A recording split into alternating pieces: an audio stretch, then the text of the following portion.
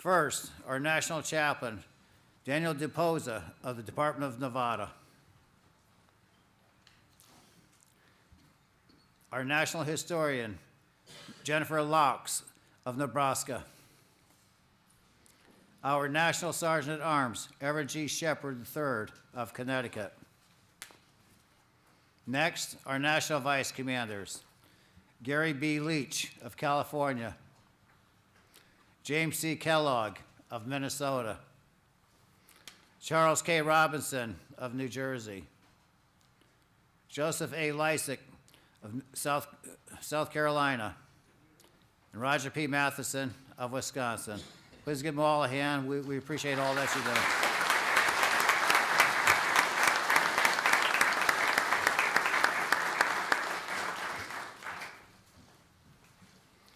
The chair recognizes National Judge Advocate Mark C. Seavey of Virginia for his report. Good morning, National Commander, National Vice Commanders, past National Commanders, National Executive Committee. Welcome, and I will be brief. The legal office has managed several legal proceedings and lawsuits throughout the country. All matters are being handled as required and in conjunction with co-counsel as needed. Our litigation docket has continued to decline steadily, and as of this morning, we have only 3 existing cases, none of which poses any substantial risk to the corporation. Over the past year, the legal office has also issued 18 indemnity agreements, prepared 187 tax inclusion letters, processed 140 IRS inclusion letters, added 130 posts to the Legion's group exemption, and am working on adding an additional 90 to that group. We also submitted our required annual supplemental group roster information to the IRS, and I have reviewed 385 contracts. The legal office will be sending out conflict of interest forms and a Microsoft form questionnaire via email from the legal email box. We must receive those completed questionnaires from national officers, past national commanders, members of the NEC, alternates to the NEC, and National Commission chairman. The conflict of interest forms are an IRS required form that we are audited on, and that's why we need copies of all those. Further, internal post and department issues continue to be a significant hurdle for our time, and spending more productive energy on the various training initiatives has been difficult.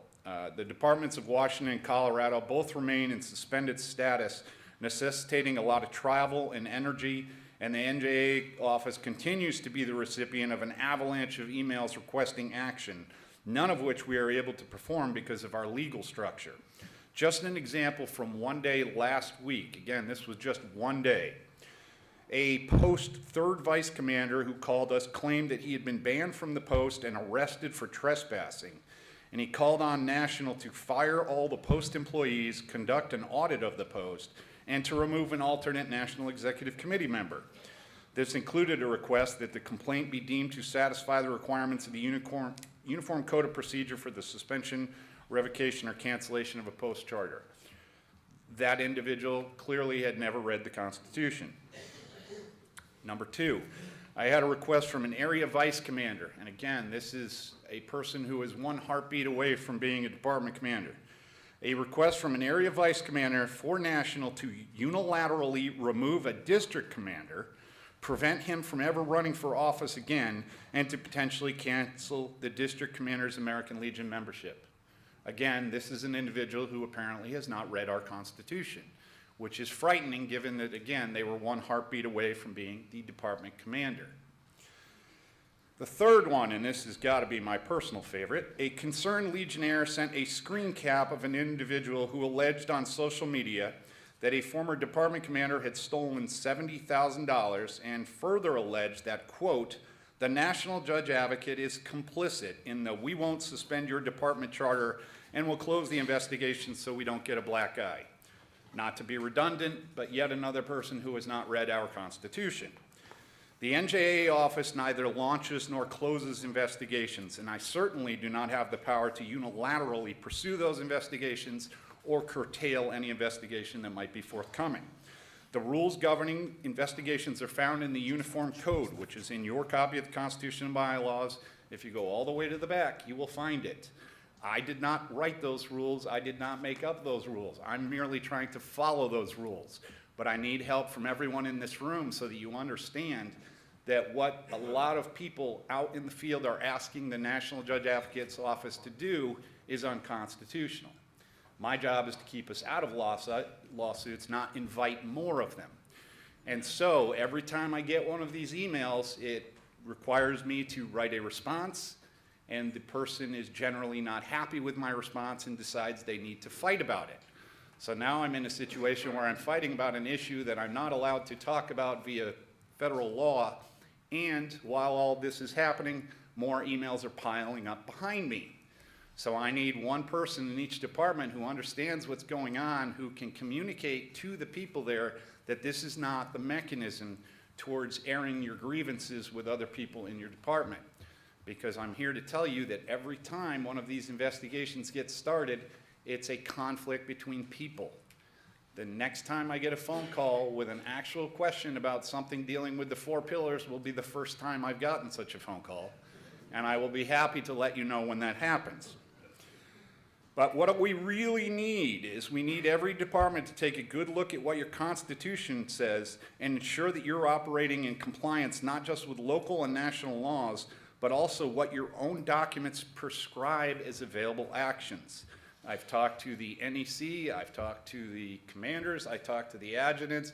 I'm going to say the same thing again here. Where you're going to get into trouble is thinking that you have authority that you do not have. And the reason you think that is because of the world famous, we've always done it this way.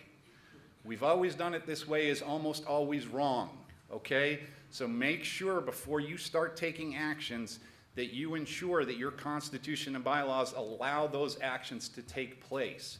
Because if they do not, people in your department who may or may not know better are going to start sending me emails. And I'm going to start the process that I just told you about where I have to keep telling them I can't do anything about it. And it bogs us down. Investigations are expensive. There's no two ways about it. Flights, hotels, and meals are all increasing in cost.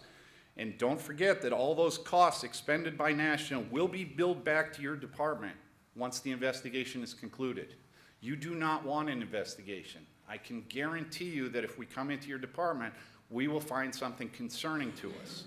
It's not because we're turning over every stone, it's because there's a lot of stones that we turn over in a daily course of business, and sometimes we miss steps. I do it as well, so there's no moral issue to this, but we need to really focus down on the importance of handling the business of our business, because that's where we're running into the problem. I've made the analogy that it's a bit like the movie War Games from the 80s, and the only way to win is to not play the game. That's what I'm talking about with department investigations. If we have to come in, no one will be happy. No one is ever happy when we come in because people have an expectation that we're going to hold someone accountable. That is not something contained within our Constitution and bylaws. I have one power and one power only, and that is the power of the charter. The charter applies to the department or to the post, not to an individual.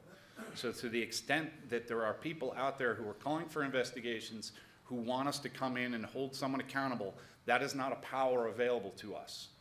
So the investigation is merely going to look at what some of the issues were, try to fix the Constitution and bylaws, and get you back up and running.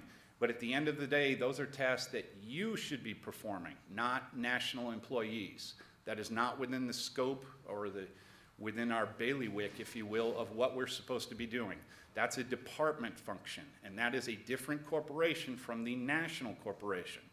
So to the extent that you can identify issues in your department, by all means communicate with me so that we can figure out the proper way to do it.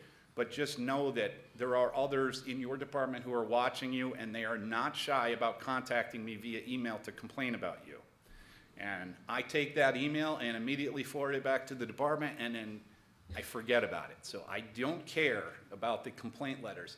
What I do care about is the fact that we're losing a lot of time on the National Judge Advocate Office that could be better spent looking at discipline issues and creating a disciplinary manual and coming up with videos talking about the corporate structure, rather than getting calls from an area vice commander who thinks that I have the power to remove a post commander.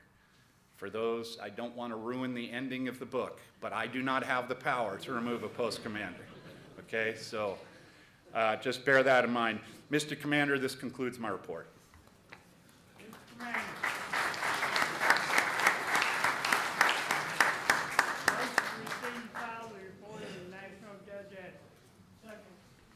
It's been moved and seconded to receive and file the report of the National Judge Advocate. Any discussion? All those in favor signify by aye. Aye. Opposed? Carried. The chair now recognizes National Historian Jennifer Laux of Nebraska for a report.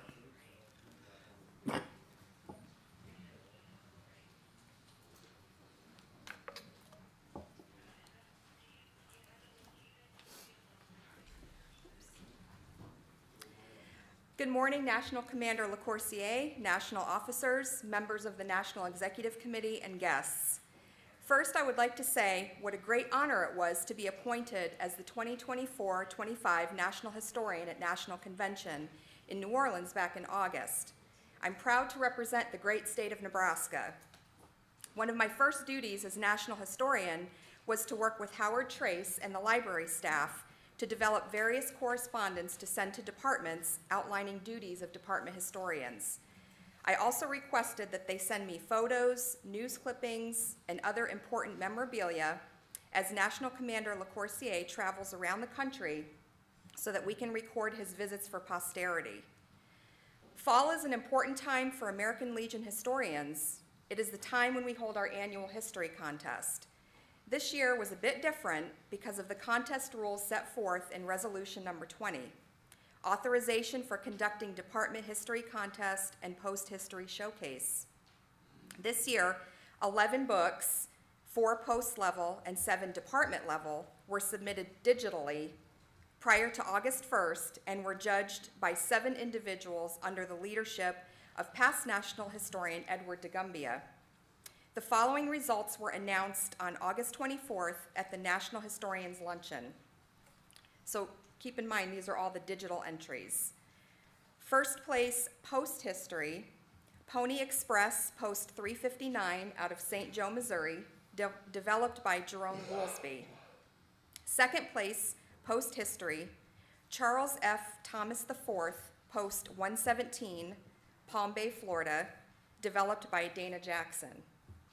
Third place, Post History, Newton Post 137 out of Newton Falls, Ohio, developed by Rick Nelson. First place, Department History, Department of Missouri, developed by Jerome Goolsby. Second place, Department History, Department of Indiana, developed by Steve DeFeo. Third place, Department History, Department of Nebraska, developed by myself. In addition to the digital contest, we held the final hard copy post contest, and 14 entries were judged this past Monday. So I'd like to announce those following results. First place, Post History, Julius L. Schreier, Post number 430 in Durant, Iowa, developed by Scott Wolf. Second place, Post History, Jackson Perks, Post 71 in Charlestown, West Virginia, developed by Timothy Paulin. Third place, Post History, War Memorial Post number 30 in Camden, Maine, developed by Jeff Sukeforth.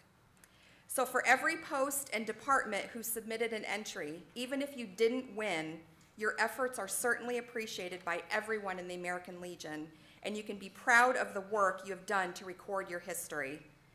If anyone is interested in viewing the digital entries, they can be found online. So if you Google American Legion Digital Contest, the very first entry that comes up in Google is a news story developed by the PR department, and there's a link embedded in that story.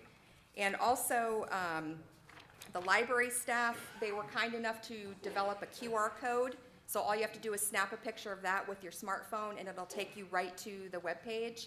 and you can view the digital entries. So I'll make sure there's a copy of this on the counter back in the library. So when you're on your break, please stop by the library and snap a picture of this, and then you can see all of the digital entries. So moving forward in 2025, there will be a digital department history contest that will be judged in August. Rules for the 2025 contest will be announced in the next several weeks. Departments may also submit one digital and one hard copy post history for a best practice showcase. These will not be judged at the national level contest. However, these digital submissions will be posted online, and hard copy submissions will be displayed at the 2025 National Convention. Even though post-level histories will not be judged on a national level, remember that's post-level, we still encourage departments to conduct their own post-history contests in whatever way they choose. In addition to the history contest, I will be working to help get American Legion historians plugged into and aligned with any recommendations that may come from the Legion's America 250 Ad Hoc Committee. So in closing, I'd like to thank those who spent many hours on Monday judging the post yearbooks, including past National Historian Chuck Zielinski, past National Historian Deb Davis, past Department Commander Ruth Higgins, and past National Historian Sharman Dunham, who also pulled double duty and provided training to 8 department historians during the annual New Historians Workshop this past Monday. I would also like to give a very special thanks to Howard Trace, Alyssa Grube, and Deborah Brookhart for providing me with guidance as a new national historian and their hard work and dedication in maintaining the history of the American Legion. Commander, thank you for the opportunity to speak today and to serve as your national historian. This concludes my report, sir. Thank you.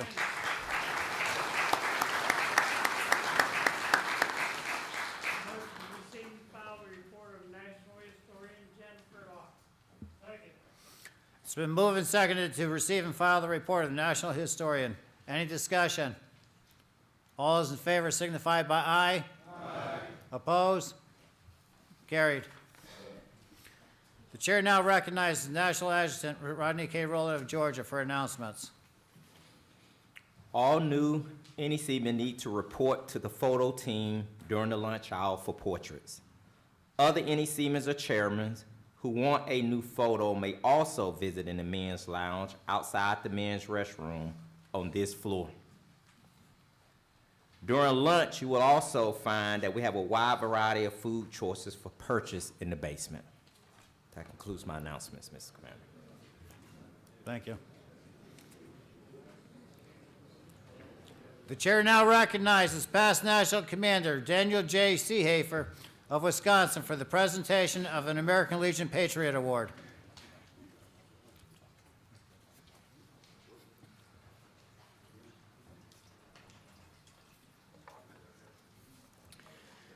First and foremost, thank you, Mr. Commander. Good morning, NEC. Good morning. I'm back. And of course, the American Legion family. You know, the American Legion is a transparent organization, but we do like surprises every once in a while. Yes? Yes. Or as I would say, a commercial break. One such surprise, though, on a serious note, occurred over the spring. As national commander at the time, I decided to nominate an outstanding military leader, a strong veterans advocate, and a dedicated Legionnaire for one of our prestigious American Legion Patriot Awards. Now, he is a man we are all familiar with since he has spoken at a number of our conventions and meetings before. So in June, I had a beautiful Patriot Award created for a presentation at our 105th National Convention in New Orleans. I thought that we could surprise him with that award since we had already invited him to speak to us right there on stage anyway. Well, the surprise was on us. In July, he emailed us that he had, though, an important family obligation and he would regrettably not be able to attend our convention. Now, this is perfectly understandable since we are a family-first organization, correct? Yes. And since this in no way makes him less worthy of that award, I am going to present it to him right now in this historic room. And as you all know, newly named, John P. Jake Comer NEC Room. Just might add that, right?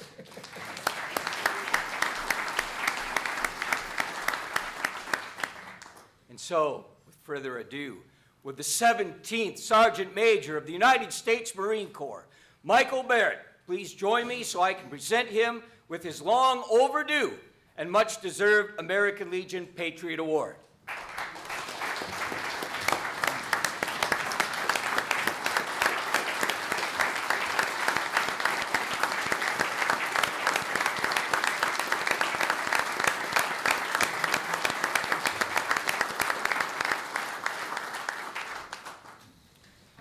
Sergeant Major, the citation says, the American Legion Patriot Award presented to Michael P. Barrett. You served your country with honor, bravery, and distinction for 34 years, rising to become the 17th Sergeant Major of the Marine Corps. Your active duty service included combat tours in Iraq, Afghanistan, and sniper duty in the Gulf War. Among your military awards are the Navy Distinguished Service. Woohoo! All right. That was my little excitement, all right?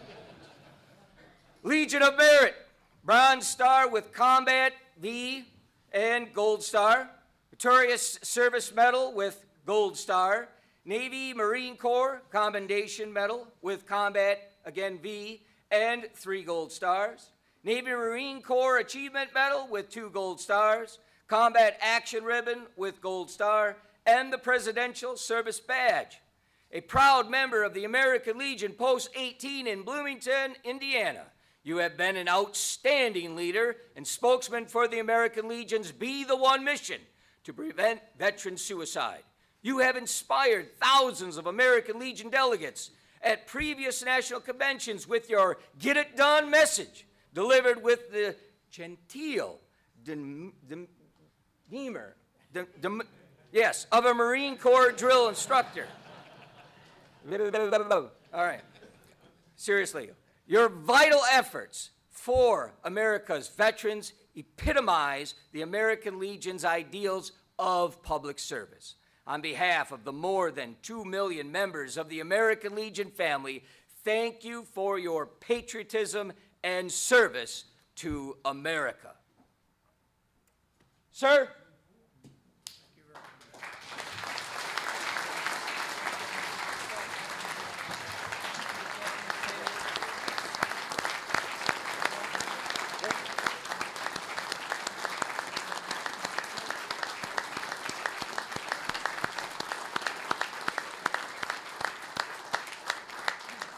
We'll take a photo, and then I want you to speak. Is that okay? Sure, yeah. All right. No problem with the microphone.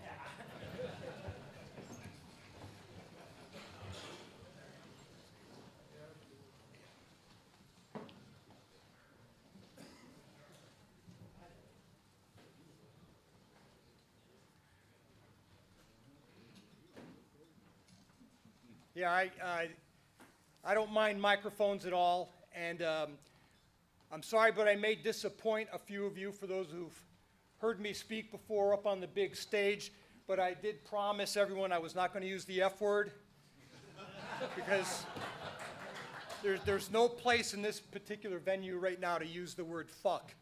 So it won't come up. It will not come up.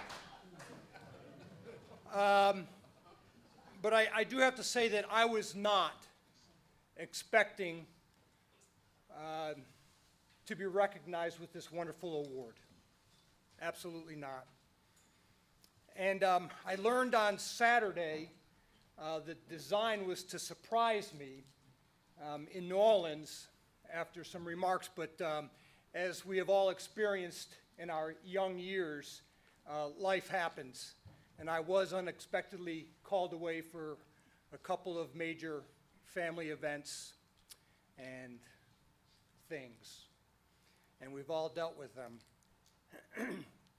But when I was called on Saturday, my brain immediately started to race, and I was thinking to myself, well, what would I have said in New Orleans if they would have surprised me? So I had a moment to just think about it. And I immediately went back to when I was a boy, attending Sunday school. And I remember Monsignor Hogan and Father Foley instilling in us, teaching me, and what I learned was that life was joy. That's what I was taught. And as a teen, I was inspired by events that led me down the path of military service. And during those 34, almost 35 years of active service, I found that life is service. For the past 43 years, as a Marine, I've discovered that service is joy. And I choose to continue my path of service because I truly know no other way, because I've seen what service does for others who need it.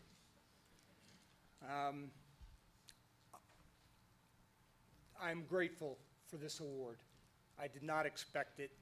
And until we all meet again, may God keep you in his warm embrace. Thank you very much.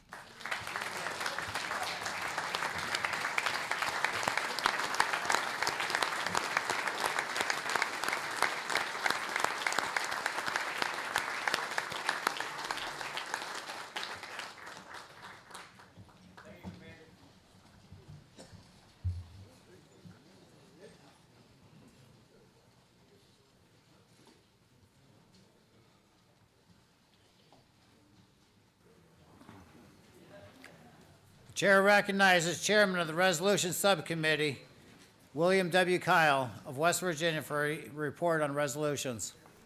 Mr. Commander, your subcommittee on resolutions has been meeting regularly to review resolutions.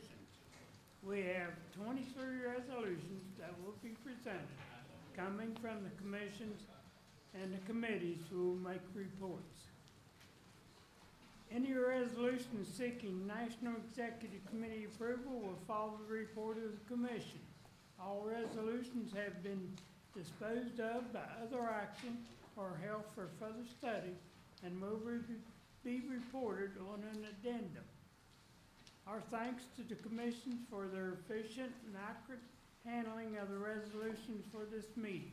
This has had a positive impact on the work of the subcommittee. Mr. Commander, I ask you to prepare the NEC for memorializing resolutions. Please rise and uncover. Resolution, Roger H. Webster, Michigan. Whereas it has pleased the Almighty God, the great commander, to summon to his immortal legions our beloved comrade, Roger H. Webster. Department Vice Commander, 1998 to 99. National Commander's Aide, 2004, 2005. Department Commander, 2006, 2007. National Executive Committee Alternate Member, 2013 to 2015. National Executive Committee Member, 2015 to 2017.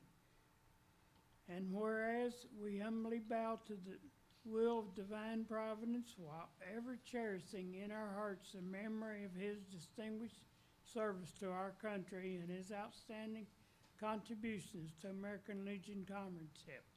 Now therefore be it resolved that the National Executive Committee of the American Legion on regular meeting assembled on this 9th day of October in the year of our Lord 2024 does mourn the passing of our distinguished Legionnaire, Roger H. Webster, that we commend to all men his works and to God his Spirit. And be it finally resolved that in token of our common grief, a copy of this resolution be presented to his family. Similar resolutions will be presented to the families of the following: Rowena Bays, District of Columbia; Gary D. Miller, France; Joseph Glazer Jr., Pennsylvania; James R. Volrath, Pennsylvania; Honorable Joe D. Duncan of Tennessee; Wilbert A. Holly, West Virginia; Louis Chipquet of Wisconsin; and Philip A. Coote of Wisconsin. There's a bridge that lies between the earthly world as we know so well, and a peaceful, perfect dwelling place of which the scriptures tell. There our loved ones live forever, and what comfort it will mean to our thoughts and prayers have built the bridge that lies between. Mr. Commander, I ask that the body be seated at this time.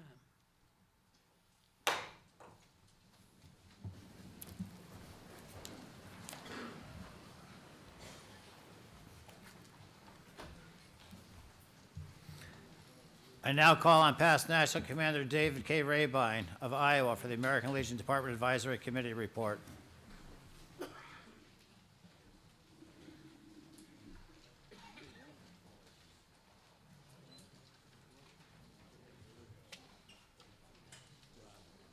Thank you, Commander. National officers, members of the NEC, department officials that are here, and guests. Let me refer back for just one moment to the National Judge Advocate's remarks, because he told you like it is.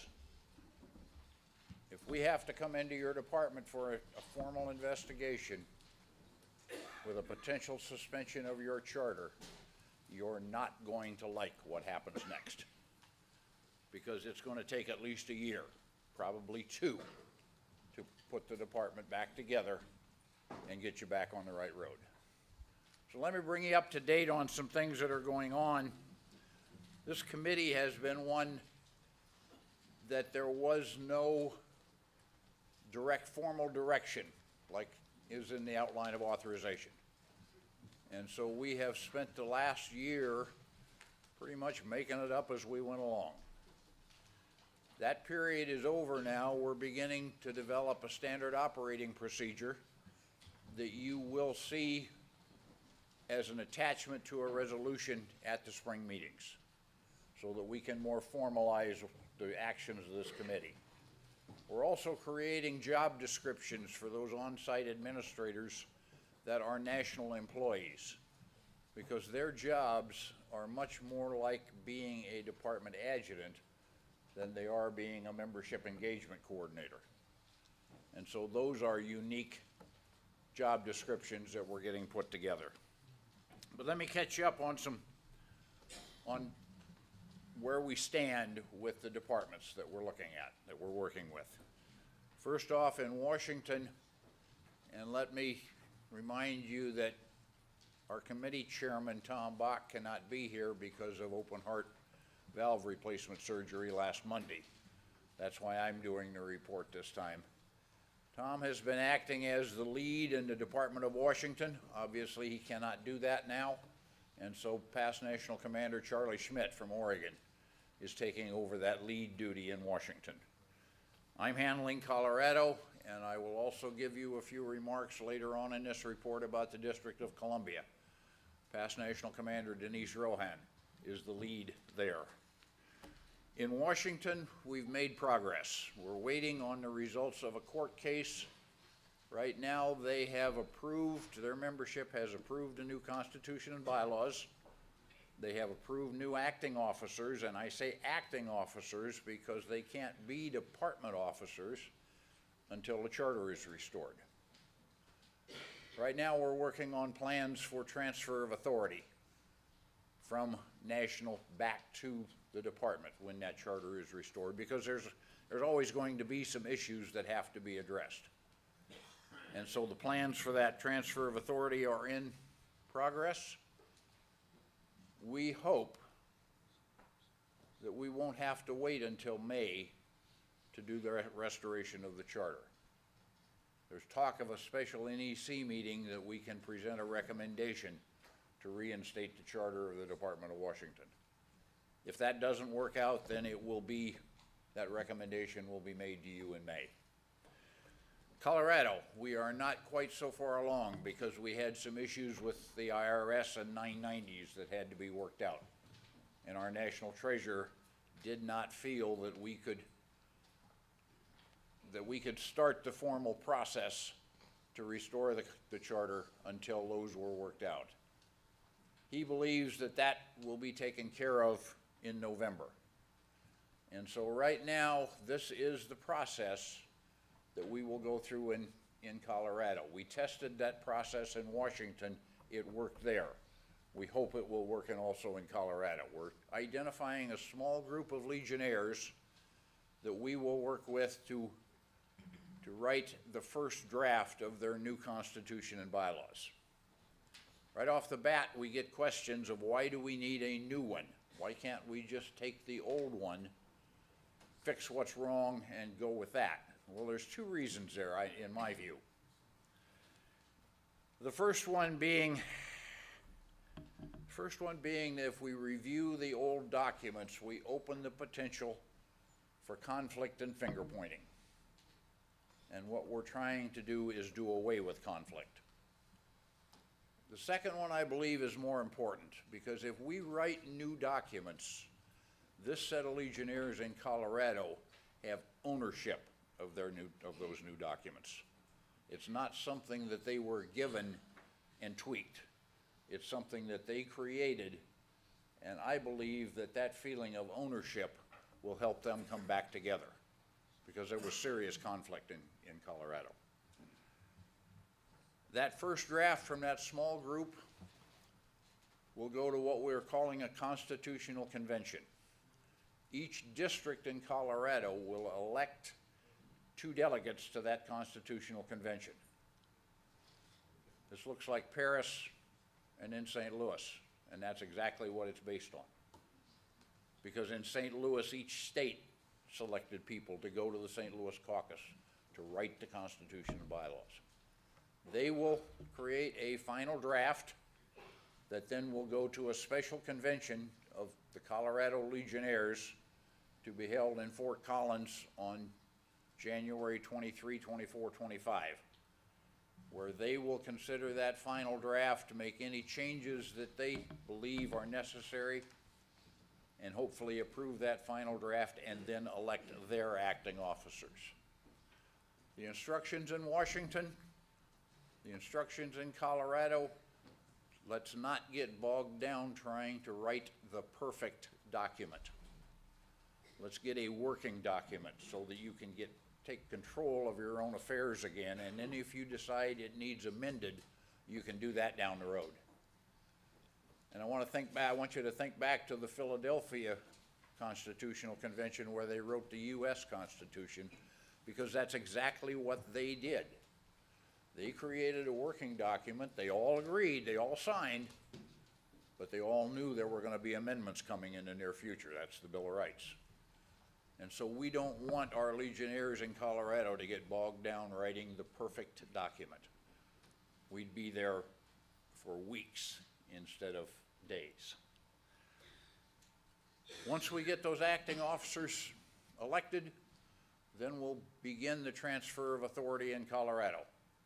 There are some issues that will need to be dealt with, or that we will need to be assured that they have plans to deal with them, because some of the issues we will not be able to take complete care of during the transfer of authority.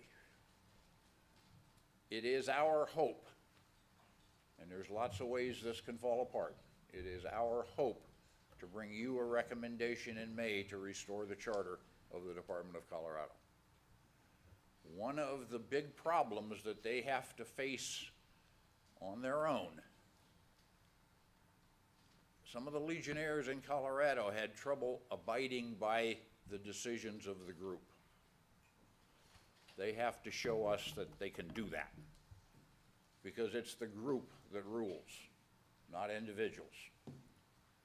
So we will learn that during the process of getting the new constitution and bylaws written, whether or not everyone in Colorado can learn to abide by the decisions of the group. DC, District of Columbia. The issues there are not nearly so serious. The issues there is developing a structure where they can be confident that they're having a quorum at their department executive committee meetings. They're struggling with that right now because every post commander is a member of their department executive committee because they don't have districts. But they've had posts that have become inactive, and it becomes very difficult to get a quorum at a DEC meeting, and if you don't have a quorum, you really can't take much action. So we need to work with them, but we think we can work with them informally to get new documents written, to get a new design for that department, for that executive committee, and so we won't have to go to the point of suspending the charter. Fingers crossed. All three cases, keep your fingers crossed, because until we can come with those recommendations and that final report in DC, this can fall apart. It's up to the Legionnaires in these two departments to make it work to get their department back. The last thing I want to talk about, I want to go back to some of what NJACV said. The problems we're seeing in our departments are not in the posts. They're not in the districts. They're not in the programs. The problems we're seeing are twofold. Leadership that does not understand or will not abide by the limits of their authority. And once you step outside the limits of your authority once, it gets lots easier to do it again, and again, and again. And that's how you wind up with your charter suspended. The other real problem is people not understanding the business of a department. That there's lots more there than the American Legion policies and programs. It's a business, and it has to be run by a business. And when it's not, then the IRS gets involved, the state gets involved, even potentially the feds get involved because you're violating laws. And so those are the two things we need to have you folks all go home and think about. Is our leadership abiding by the limits of their authority? Is our department business being well run? Are we following the laws? Are we getting the things done that need to be done? So, Mr. Commander, I want to thank some people particularly. I want to thank our National Judge Advocate, Mark Seavey, our Treasurer, Sean Long, member of the staff, Ken George, for the guidance and the support that they've given us. And then we as a group put 3 individuals in a difficult situation, being our on-site administrators, because their authority was very limited, but yet they were the point people. They were the people that the Legionnaires were contacting. And so we have 3 of them, Barbara Lombrano in Washington, and Jennifer Havlick and Jim Lish in Colorado. Jim has moved on, he's going back to Wyoming, but we will fill that position very soon. But I want to thank those 6 people, because without them, none of this progress would have been possible. Mr. Commander, that concludes my report. Thank you. Thank you for allowing me to do this. I don't know.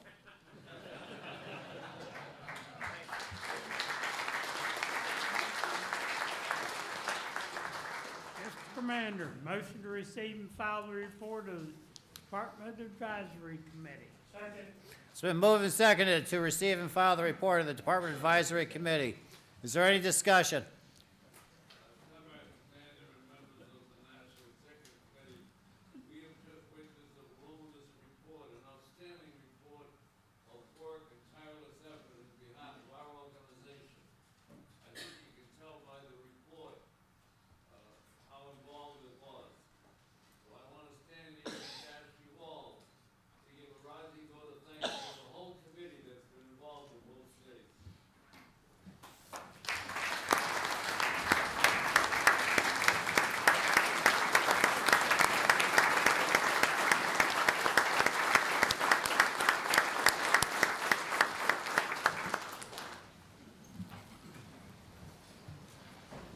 Thank you for that, Past National Commander Comer.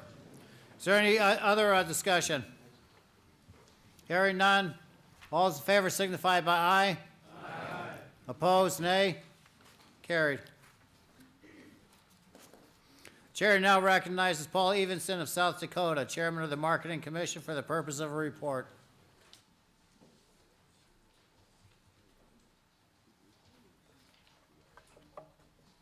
Thank you, Mr. Commander, members of the NEC and guests. Thank you for the opportunity to provide an update on the Marketing Commission's efforts. Since presenting the 2024 Marketing Strategic Plan in May, we have made significant progress, which is outlined in the report you have received today. We have made great strides in raising the awareness of our mission to prevent veteran suicide. Be the One continues to gain momentum with over 10,000 members completing free training. The series of public service announcements funded by our friends at WellCare and the Be the One toolkit distribution earlier this year. And I'm going to speak a little bit about the toolkit. In May, 2 of these toolkits were placed on every desk in the NEC. 40 toolkits were sent to the various departments, and also there were others sent to posts around the nation. Consequently, we need the NEC committeemen and the alternates to make sure that these toolkits are being disseminated at our departments, our districts, and our posts. Please help us with that task. On the membership front, the Why Join ad campaign has effectively driven membership through digital advertising, email outreach, and personalized experiences like the new member welcome email series. We've also enhanced engagement at events with on-site veteran service officers, providing direct assistance to veterans and other fun perks for all event attendees through our mobile marketing activation. Our corporate development efforts are also expanding. This fall, we're testing partnerships with Consumer Cellular and True Valley Hardware, and each department's support of these potential partners are critical to continuing the relationships beyond a test. As we continue to grow and associate the Legion with well-known brands, others will soon follow. Additionally, marketing efforts have expanded to include enhanced and current emblem sales promotions. These initiatives reflect the Commission's commitment to the growing membership, raising awareness for veteran suicide prevention through the Be the One, and ensuring a financial sustainability through strategic partnerships. Thank you for your time today and your support and your efforts. Mr. Commander, that concludes my report.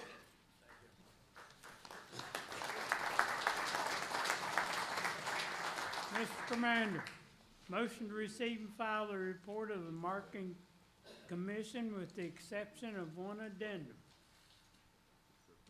Mr. Commander, attached to the report is addendum A. I hope the actions of the Marketing Commission become the actions of the National Executive Committee.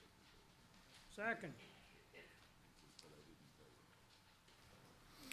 It's been moved and seconded to receive and file the report of the Marketing Commission with the exception of one addendum. Any discussion? Hearing none. All those in favor signify by aye. Aye. Opposed? Nay. Carried. The chair recognizes Matthew J. Schuman of Arizona, Chairman of the National Security Commission, for the purpose of a report. National Commander LaCourcier, National Adjutant Roland, National Officers, members of the NEC, past National Commanders, and Legion family. Good morning. Good morning. I yet again find myself to be grateful to be standing in front of a room of distinguished American patriots. I appreciate all of you for the opportunity to present before you this morning. On behalf of the National Security Commission, I will share 2 things with you as you have our report. The first is an update on the American Legion base analysis and service member Experience Program, or the American Legion Base Program. We have completed our first visit to Marine Corps Air Station Yuma, and in 2 weeks, we'll be conducting our second visit to Shaw Air Force Base in South Carolina. I'm extremely excited for our national security team to deploy to South Carolina and see what's going on the ground there. 2 weeks later, our team will be visiting Joint Base San Antonio in Texas and conducting our third American Legion Base program. I'm extremely excited. As I said, our team is doing a phenomenal job. Our national staff, from Allison Stapleton, our program leader, is doing an incredible job communicating with our military installations, preparing us to visit and get a true understanding of what is going on, raising the standard of our National Security Division and Commission, both within the Department of Defense and the United States Congress.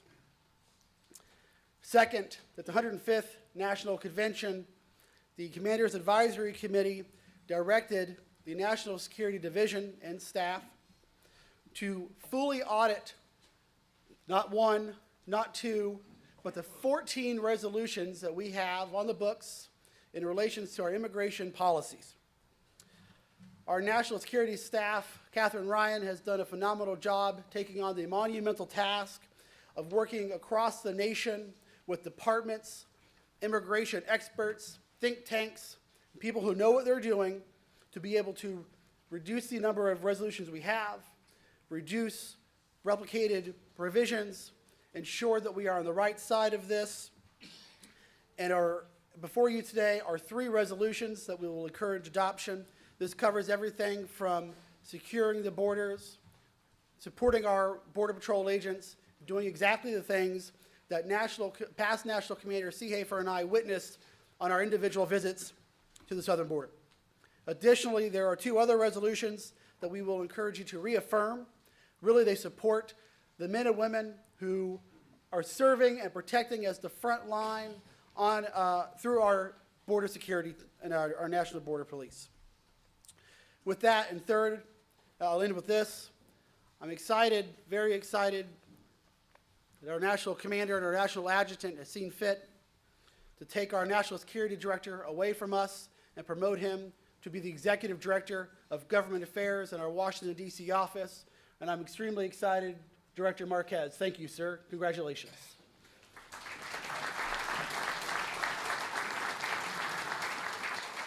With that, National Commander, happy to answer any questions. That concludes my report. Mr. Commander, motion to receive and file a report of the National Security Commission with the exception of 6 resolutions and 1 addendum.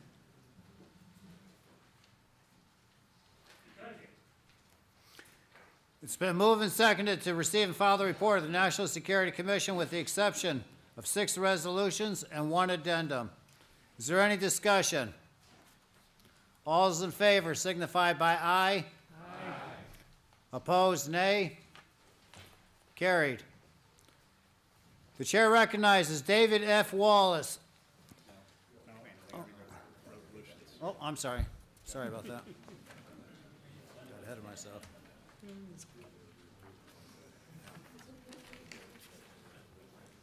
Resolution number 5, title, State Funeral for Final Medal of Honor recipient of the Vietnam War.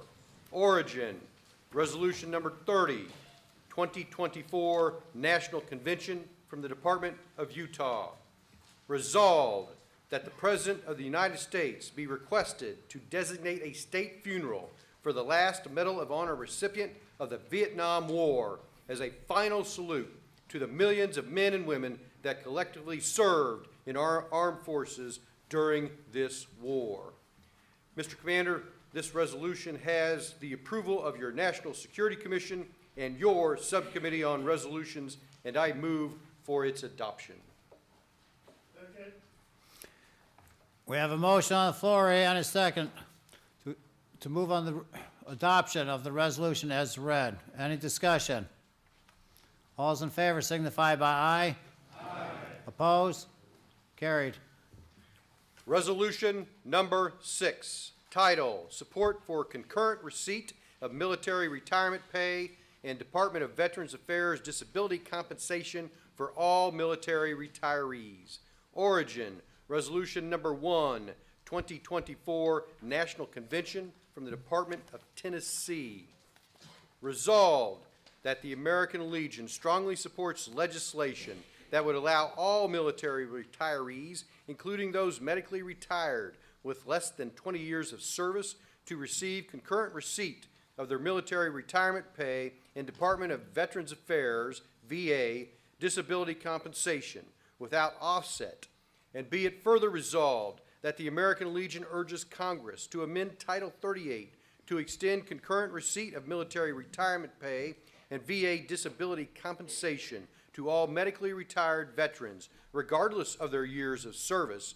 And be it further resolved that the American Legion encourages the Defense Finance and Accounting Service, DFAS, to use retiree account statements, including the VA waiver, to determine the correct amount of military retirement pay due and to ensure that it is directly deposited to each qualified veteran.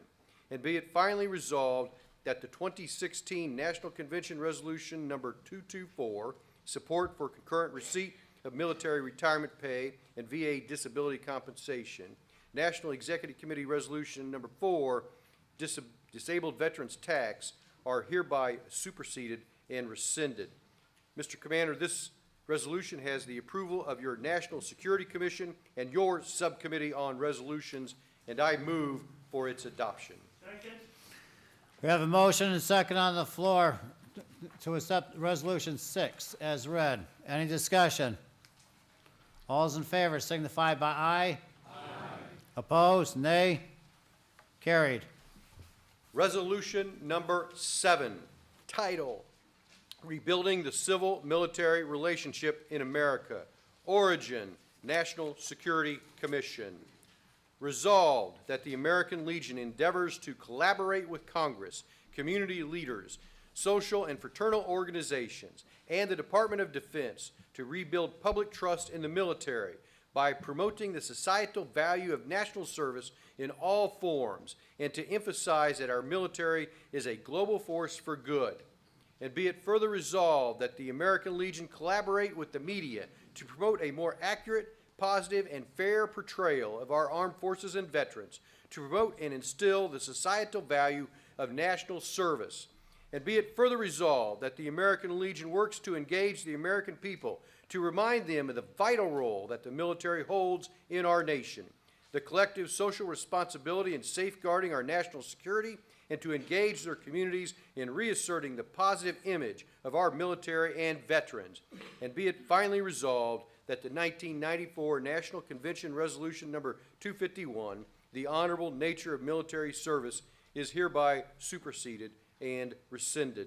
Mr. Commander, Resolution Number 7 has the approval of your National Security Commission and your Subcommittee on Resolutions, and I move for its adoption. We have a motion and a second on the floor to accept Resolution 7 as read. Any discussion? All those in favor signify by aye. Aye. Opposed? Carried. Resolution Number 8, title, Combating Transnational Criminal Organizations. Origin, National Security Commission. Resolved that the American Legion calls on the United States government to prioritize the elimination of transnational organized crime in all its forms, both domestically and globally, by coordinating with and rendering aid and support to all municipal, state, and international efforts to do the same. And be it further resolved that the United States must clearly delineate expectations for cooperation to nation states, and those who do not comply must be held accountable through economic and diplomatic measures, including individual sanctions, eviction from regional bodies, and the cessation of security aid. And be it further resolved that the American Legion urges Congress to exercise its authority at the United States Department of State to designate transnational criminal organizations as foreign terrorist organizations, FTOs, under the Immigration and Nationality Act in recognition of their violent activities, international reach, and destabilizing impact on national and global security. And be it further resolved that the American Legion support any efforts by the by the President and Congress to provide assistance and aid to regional allies to secure the borders separating the United States, Canada, and Mexico from the illegal drug trade, human trafficking networks, and other criminal activities. And be it finally resolved that the 2017 National Convention Resolution Number 17, Counter Transnational Organized Crime, 2017 National Convention Resolution Number 19, Homeland Security and the Opioid Epidemic, and 2016 National Convention Resolution Number 173, Secure National Borders Against Illegal Drugs, are hereby superseded and rescinded. Mr. Commander, Resolution Number 8 has the approval of your National Security Commission and your Subcommittee on Resolutions, and I move for its adoption. We have a motion on the floor and a second to accept Resolution 8 as read. Any discussion? All those in favor signify by aye. Aye. Opposed, nay. Carried. Resolution Number 9, title, Addressing the Deportation of Non-Citizen Veterans and Their Immediate Family Members. Origin, National Security Commission. Resolved that the American Legion urges Congress to enact legislation to permit expedited citizenship to deported veterans and their immediate families if the veteran was discharged honorably and the individual does not have a felony conviction. And be it further resolved that non-citizen immigrant veterans should be permitted to complete the process toward lawful permanent residence and citizenship as if they were still in the military. And be it further resolved that the American Legion supports legislation protecting veteran immigrants and their immediate family members from deportation so long as they do not have a felony conviction and the veteran was honorably discharged. And be it further resolved that the American Legion urges the United States government to provide vigorous oversight and reporting mechanisms for such repatriation and citizenship programs for non-citizens veterans. And be it finally resolved that National Executive Committee Resolution Number 10, May 2018, expedited citizenship applications for deported veterans, National Executive Committee Resolutions Number 15, October 2018, expedited citizenship through military service, National Executive Committee Resolution Number 19, May 2021, opposed deportation of non-citizen immigrant veterans, and National Executive Committee Resolution Number 20, May of 2021, opposed deportation of immediate family members of non-citizen immigrant veterans, are hereby superseded and rescinded. Mr. Commander, Resolution Number 9 has the approval of your National Security Commission and your Subcommittee on Resolutions, and I move for its adoption. Second. We have a motion on the floor and a second to approve Resolution 9. Any discussion? All those in favor signify by aye. Aye. Opposed, nay. Carried. Resolution Number 10, title, Immigration Reform.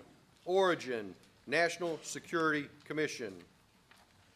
Resolved that the American Legion believes the rule of law must be at the center of all immigration policy. And be it further resolved that the American Legion opposes federal investment in sanctuary cities and other programs that may undermine the rule of law and incentivize illegal residency. And be it further resolved that the American Legion calls for full reform of asylum laws and processes to ensure that this humanitarian protection is not abused by individuals who do not qualify. And be it further resolved that the American Legion urges the United States government to enact laws that reduce visa overstays and illegal residency while expediting the removal of individuals who violate conditions of their admission into the country. And be it further resolved that the American Legion supports any effort to streamline legal immigration processes and highlight employment-based visas, incentivizing legal immigration for the benefit of the American economy and well-being. And be it further resolved that the American Legion supports robust investment in the Department of State's efforts to bolster global democracy and stability, and to leverage such programs to hold accountable malicious state actors that may incentivize illegal immigration to the United States. and be it finally resolved that the 2016 National Convention Resolution Number 20, fully enforce immigration laws, the 2017 National Convention Resolution Number 27, sanctuary cities, the National Executive Committee Resolution Number 23, May of 2022, immigration reform, and the 2022 National Convention Resolution Number 44, oppose government benefits for illegal immigrants, are hereby superseded and rescinded. Mr. Commander, Resolution Number 10 has the approval of your National Security Commission and your Subcommittee on Resolutions, and I move for its adoption. We have a motion on the floor and a second to adopt Resolution 10 as read. Any discussion? All those in favor signify by aye. Aye. Opposed, nay. Carried. Mr. Commander, attached to the report is Addenda A. I move the actions of the National Security Commission become the actions of the National Executive Committee. We have a motion on the floor and a second. Any discussion? All those in favor signify by aye. Aye.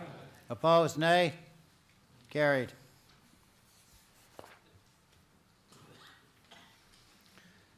Chair recognizes David F. Wallace of Virginia, Chairman of Media and Communications Commission, for the purpose of a report.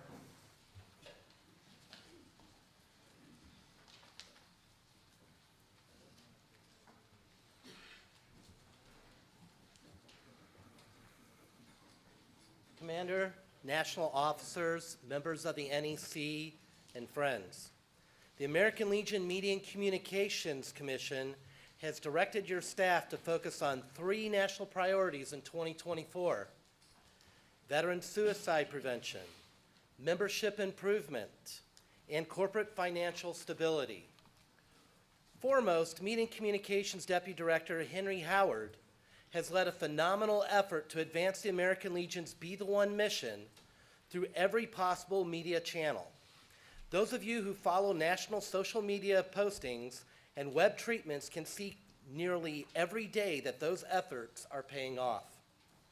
Local posts throughout the country are using the Be the One toolkits and how-to videos to conduct suicide prevention activities throughout the nation. The message is obviously resonating with national leaders, including the VA Secretary and members of Congress who reference Be the One in their addresses. In addition to the guidance media, Henry has kept a steady flow of Be the One stories, videos, and promotions moving through the national website and social media. A year ago, he launched a special monthly podcast series that explores mental health and suicide prevention measures with interesting expert guests. And as this podcast series gains traction, we are looking at ways to expand its reach. Be the One also has a locked-in position in the monthly magazine. Put simply, Be the One is known. And the American Legion is now increasingly recognized as the national leader among VSOs addressing this important issue. In effort to improve membership performance, the Commission is pleased that Media and Communications staff works weekly, or more often with Internal Affairs, to promote the value of joining the American Legion and using a surround sound approach to help the new multi-year option to exceed its goal by July 1st. This is the way where we date those promotions and have produced more than 39,000 multi-year members. A big effort on the membership front begins this fall with guidance and messaging about how to improve the welcome experience for new members and potential members. First impressions matter, and we will be asking posts for their best practices with welcome tables, orientations, and new member engagement. Out of this, American Legion Associate Editor Cameron Richardson will be putting together a guidebook to share these great ideas so that we can do a better job of retaining first-year members and introducing ourselves to potential members. The team has also developed a post-level membership impact report that is now being tested in the Department of Wisconsin. In terms of corporate financial stability, The Media and Communications Commission is taking proactive steps to reduce cost. I would like to thank our production manager, Tony Heath, our director, and our longtime paper broker, Greg Hull, of Lindenmeyer Central for all the work that went into switching mills to Post Hawkesbury in Nova Scotia this year. That work led to a 19% decrease in paper cost, and another reduction of about $10,000 per month takes effect with this November issue. We are now finally back to pre-pandemic prices for paper, and after 22 and 2023 prices had risen to historic heights. The Commission also approved a resolution Monday and advanced it to the Finance Commission to enter into a 5-year printing contract with Cody Collective that will ensure the magazine is protected against price increases over the next 3 years. This is estimated to save nearly $30,000 a year over the next 3 years. And while traditional advertising sales into the magazine are below budget, the Commission fully supports the strategy of reserving prime ad positions for corporate partners like USAA and Centene, and promoting the services provided by our offices of charitable giving and others, regardless of where the revenue is booked. One note worth mentioning is the April cover wrap for our emblem sales, contributed substantially to a record-breaking performance in flag sales this year. That cover wrap was directly responsible for 194,469 sales this year, compared to 177,889 sales after the April 2023 cover wrap for emblem sales. So while revenues generated to the American Legion through American Legion Media and Communications are not always reflected on the Media and Communications bottom line, the Commission is satisfied that the staff is working hard to promote revenue-generating arms of the Legion, to serve the national priority of corporate financial stability, as well as membership.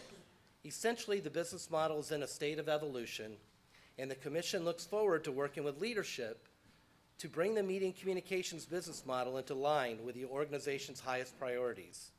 Much of the Commission's emphasis in recent years is guided by the 21st Century Ad Hoc Committee report of 2019, specifically expansion of the membership impact reports, a refresh of the PNC Perspective video series to align with the legacy and vision priority of the 21st Century report, as well as continued promotion of training opportunities for members and leaders, from the basic training platform to the membership workshop to American Legion College.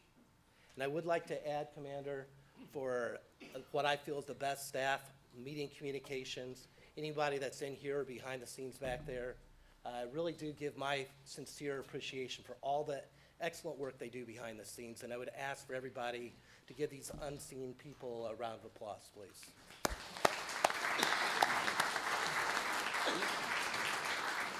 So, Commander, national officers, members of the NEC, on behalf of National Media and Communications Commission, I thank you for your support of our program and for your understanding of the changes we are confronting in the information industry. This concludes my report. Mr. Commander, motion to receive and file the report of the Media and Communications Commission.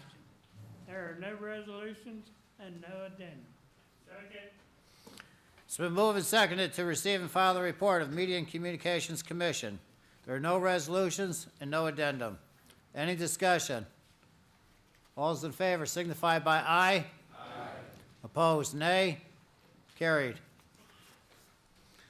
The chair recognizes Michael E. Walton of Illinois, Chairman of National Convention Commission, for the purpose of a report.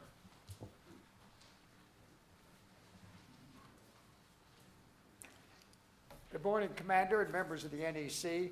Although the written report is in all of your packets, I wanted to touch on some of the highlights of our meetings.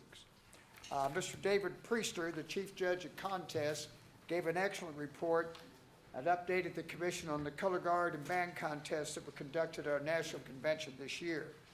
The Junior ROTC competition, this was the second year we had 9 units compete, and they and their families were extremely excited. And we noticed they were taking pictures everywhere our American Legion brand was.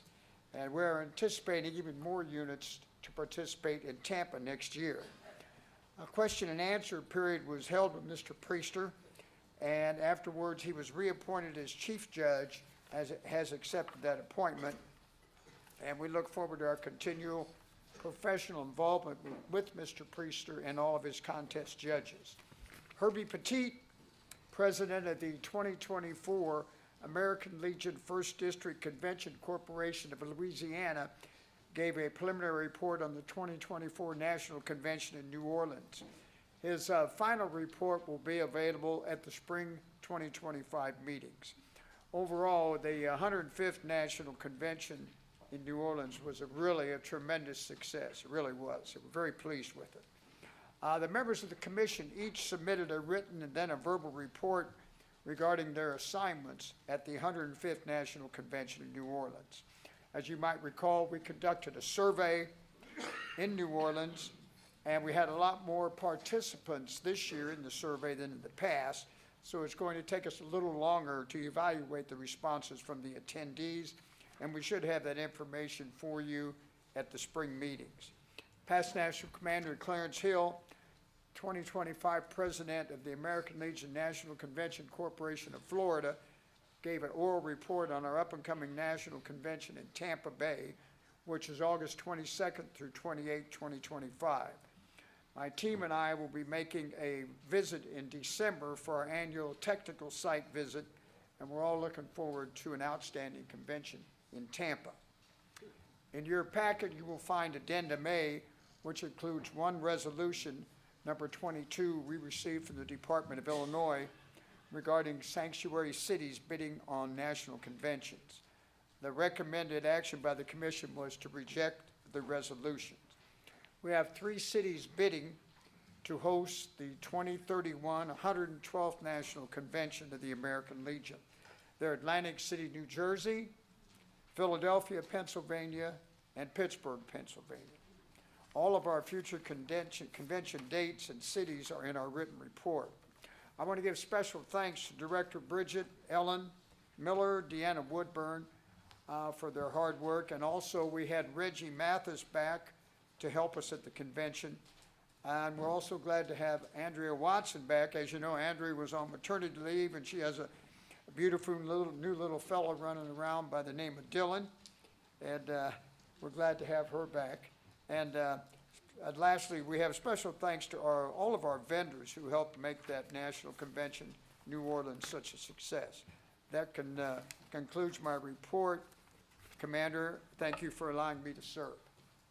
Mr. Commander, motion to receive and file a report of the Convention Commission with the exception of one addendum. Second. It's been moved and seconded to receive and file the report of the National Convention Commission with the exception of one addendum. Any discussion? All those in favor signify by aye. Aye. Opposed, nay. Carried. Mr. Commander, attached to the report is addendum A. I move the actions of the Convention Commission become the actions of the National Executive Committee. Second. We have a motion on the floor and a second. Any discussion?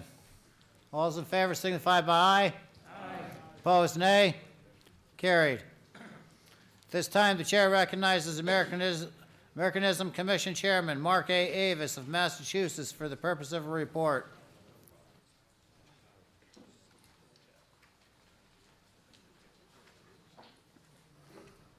Thank you, Commander. Commanders and members of the National Executive Committee, I am privileged to stand before you on behalf of your Americanism Commission.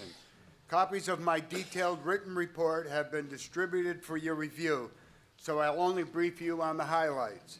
The Americanism Commission first wishes to extend its hearty congratulations to our American Legion Youth Champions and those departments that sponsored them for the 2024 year. I also want to commend the department leadership because we saw strong growth in Boys State, oratorical, and baseball programs. The efforts of our newly appointed junior shooting sports chairman are sure to result in quick growth of that program as well. I ask that departments consider the value of the junior shooting sports program and further consider appointing department chairmen in those many departments do not currently have one. Some of you may already know this, but 2024 was a fantastic year for your Americanism Commission. We saw incredible improvement in our national oratorical competition and our junior shooting sports competition because this body approved the move of those two programs to Hillsdale College in Hillsdale, Michigan. The venue was far better for both programs and helped reduce the cost of your program significantly. And as I stated last October in front of this body, the most important thing to your Americanism Commission is youth experience. While I attended all programs, I engaged parents, coaches, youth, staff, and observers about how they felt about Hillsdale's campus. It was widespread approval. While I expected the oratorical on a college campus would be considered a more fitting venue than a hotel, I wasn't sure if the shooters would feel the same. Nearly every shooter and every parent told me that it was one of, if not, the best place they've ever shot. So thank you for your approval on that move. I want to make mention of the exceptional improvements over the last few years in our Boys Nation program and our American Legion World Series 2. Every time I think these programs could possibly not get any better, they do. All four national capstones continue to set a high standard of excellence, and I encourage you to experience them if you get a chance. I also want to thank our friends in Media and Communications for developing great materials to promote children and youth initiatives and our youth programs, and our friends in marketing, especially the Diesel Jack Media Company, for creating fantastic promotional videos for all our youth programs to target our communities, schools, donors, and civil society leaders. This was a huge step in the right direction to make all Americans aware that the American Legion is changing lives and shaping futures of this great nation by developing the youth. As we move closer to the 250th celebration of our country's independence, your Americanism Commission will continue to work hard to ensure the American Legion is the first name mentioned during family dinner and talked about in other organizations that support and defend our great Constitution like we do. The fight of our generation is to encourage civics education back in the classrooms across the nation. Our young need to understand the love of our republic so that this nation may endure, so that our service to this country was not in vain. Your Americanism Commission will continue to work towards the vital mission. Your Americanism Commission has no resolutions to consider during this session of the NEC. Thank you for your continued trust and confidence in your Americanism Commission, and I am honored to serve as your chairman. Commander and members of the National Executive Committee, unless there are any questions, that concludes my report. Mr. Commander, motion to receive and file the report of the Americanism Commission with the exception of one addendum. Second. It's been moved and seconded to receive and file the report of the Americanism Commission with the exception of one addendum. Any discussion? All those in favor signify by aye. Aye. Opposed, nay. Carried. Mr. Commander, attached to the report is addendum A. I move the actions of the Americanism Commission become the actions of the National Executive Committee. Second. Got a motion on the floor and a second. Any discussion? All those in favor signify by aye. Aye. Opposed, nay. Carried. At this time, I will accept contributions for the Veterans and Children Foundation, followed by all other American Legion charities.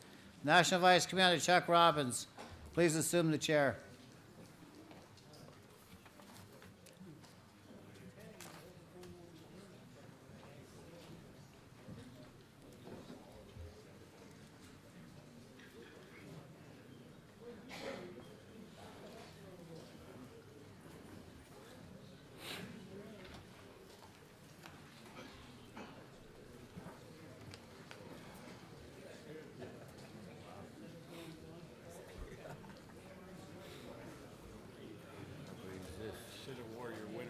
Commander, we have some donations here for Operation Comfort Warrior from the Department of Indiana. Wheatfield Squadron 406, $2,000. Boonville Post 200, $1,000. Wilbur Ruby Post 204, $500. Robert E. Kennington Squadron 34, $500. Ron and Brenda Barley, $100. Leo Welch Jr. Squadron 64, $60.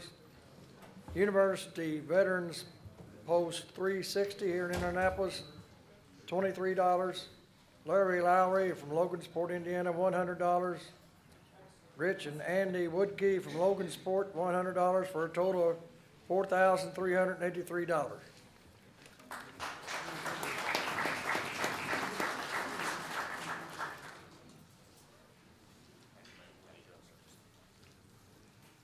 Commander, I'm Jim Costello, Department of Nebraska NEC. I am here in behalf of Mike Helm, who is back home taking care of a new grandbaby. So he asked me to man the pickle brigade this week, and yeah, I got to know a lot of pickles. Thank you very much. Saying that, Mike Helm would like to donate to the VCF $1,000, sir. Thank you.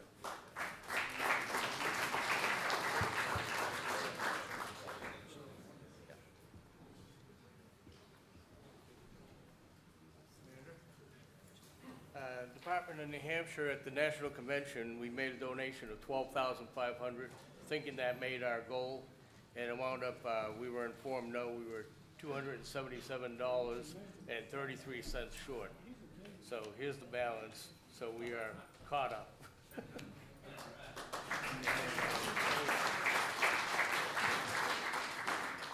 Even gave us a change.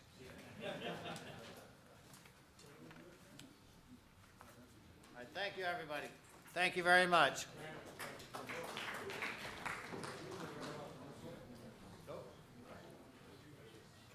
Commander, yesterday we had our Western States Caucus meeting. During that meeting, we talked about and understand the devastation that's happening in the Southeast. And we want to support our brothers and sisters, our fellow posts, our American Legion members, and our community.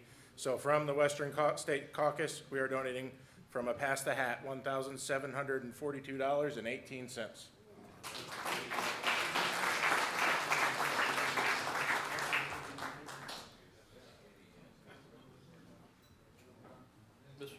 Mr. Commander, from the Marketing Commission, members and staff, $361. Thank you.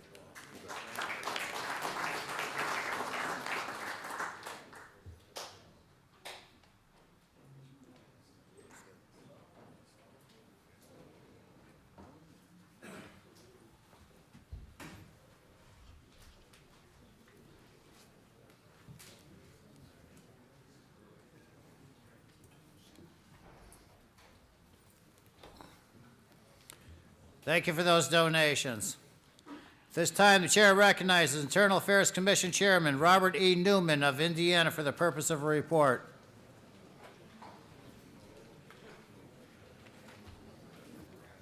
Commander, thank you for the opportunity to serve as your chairman.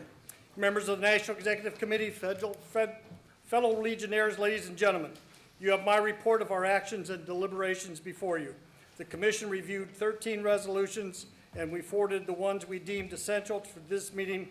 Action recommended on each is in our report. I would like to bring to your attention the great work of the Sons of the American Legion and the Legion Riders that have accomplished, and I commend every department for supporting these two great programs.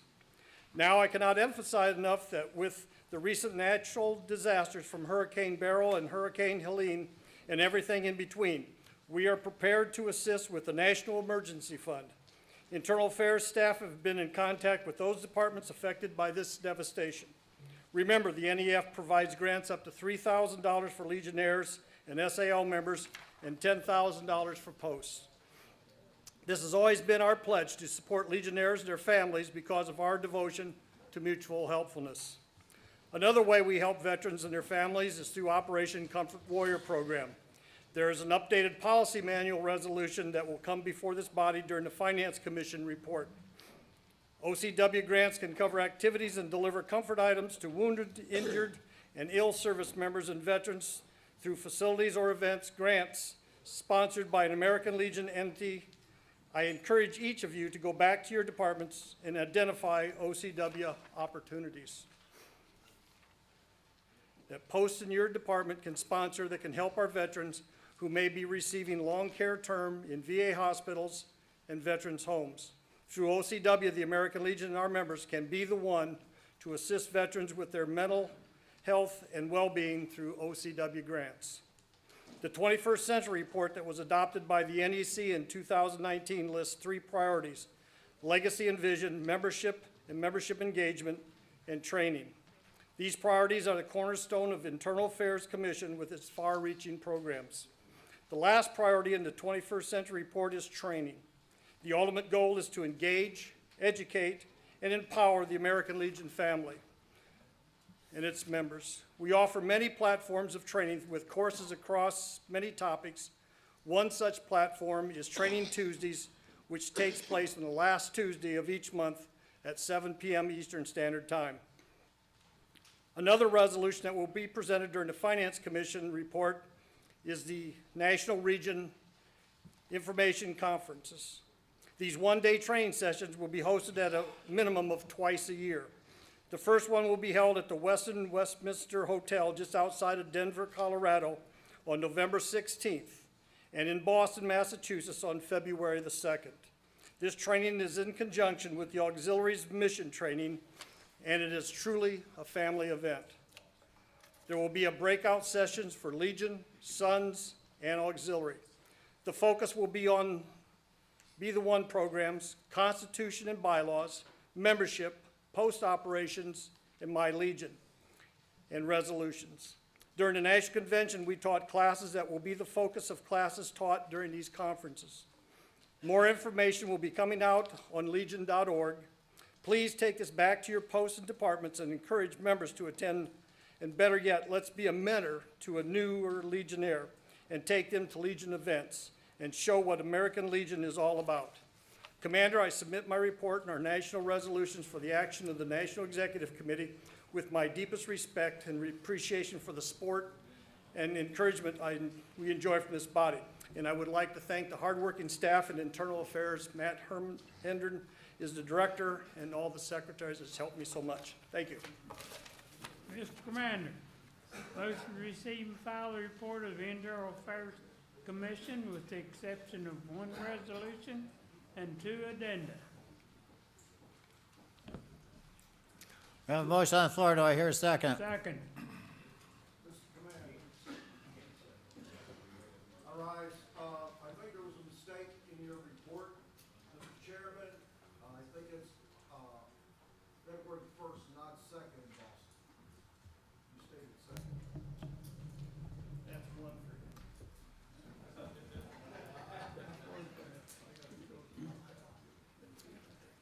Is there any other discussion? All those in favor with the correction signify by aye. Aye. Opposed, nay. Carried. Resolution number 15, titled Appreciation of Host City or Region, Internal Affairs Commission. Be it resolved that to express our deep appreciation to the Department of Louisiana, State of Louisiana, Governor, the Honorable Jeff Landry, City of New Orleans, Mayor LaToya Cantrell, including the Fire Department, Police Department, and other public safety officials in New Orleans, and the company, and to the 2024 American Legion 1st District Convention Corporation of New Orleans, Louisiana. Herbie Patriot Jr., President of the round the nucleus was built the moving force that provided for every necessary that made for a successful, enjoyable convention. Mr. Commander, this is approval of the Internal Affairs Committee and the Subcommittee on Resolutions and Recommendations. I move for the adoption after the attachment to the report of Agenda A and B, and I move for the actions of the Internal Affairs Commission to become the actions of the National Committee. Second. We have a motion on the floor and a second to accept Resolution 15 with attachments A and B as read. Any discussion? All those in favor signify by aye. Aye. Opposed, nay. Carried.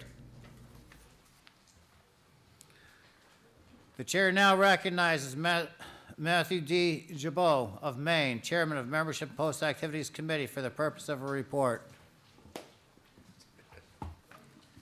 National Commander LaCourcier, members of the National Executive Committee, national offers, past national commanders, and guests.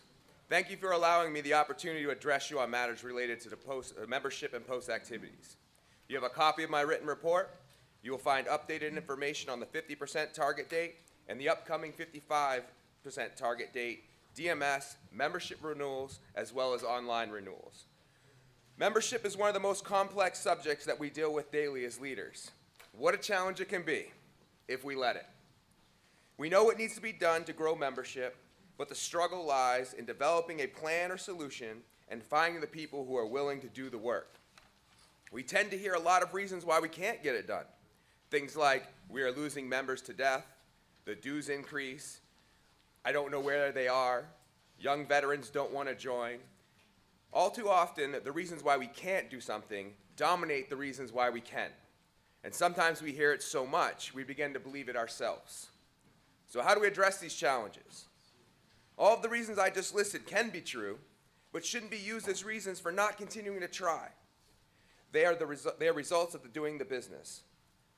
Working membership is not easy, contrary to what some may say. It requires us to roll up our sleeves and get to work. This could mean knocking on doors, making calls, sending out text messages or emails, setting up booths, and supporting Legion programs. And these are just a few of the activities that we can do. But what else can we do?